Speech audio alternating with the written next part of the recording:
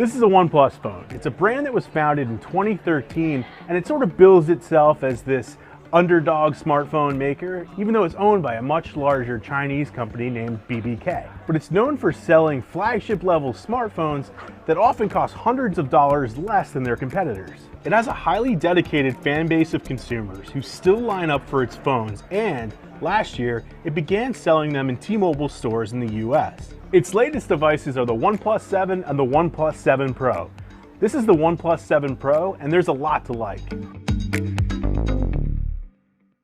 The OnePlus 7 Pro packs a lot of what you'd find in a $1,000 Samsung Galaxy S10 Plus, but it costs under $700. That includes a gorgeous 6.67-inch liquid AMOLED screen that's sharper than any other OnePlus phone.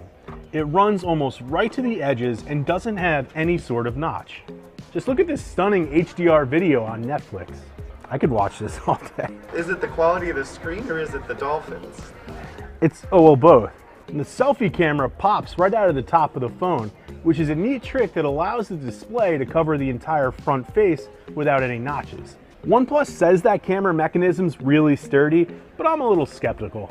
I worry about the camera accidentally snapping off, but it's pretty cool that it hides when it detects a drop. It's like a magic trick. Yeah.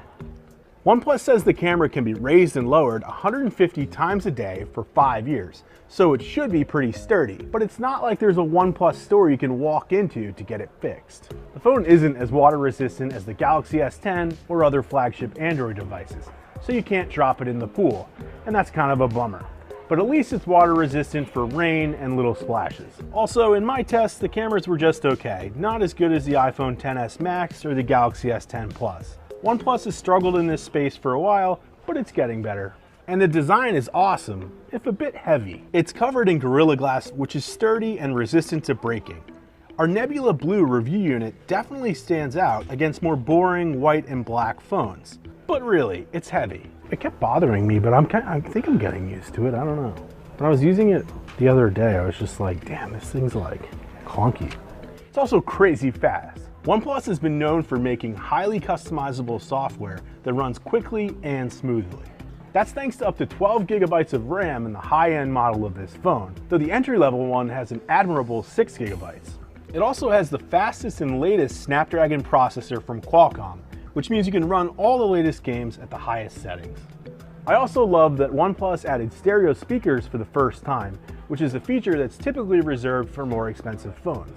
They sound great and fire out both sides of the phone. There's also a massive 4,000 milliamp hour battery that will get you through a day of use, if not more.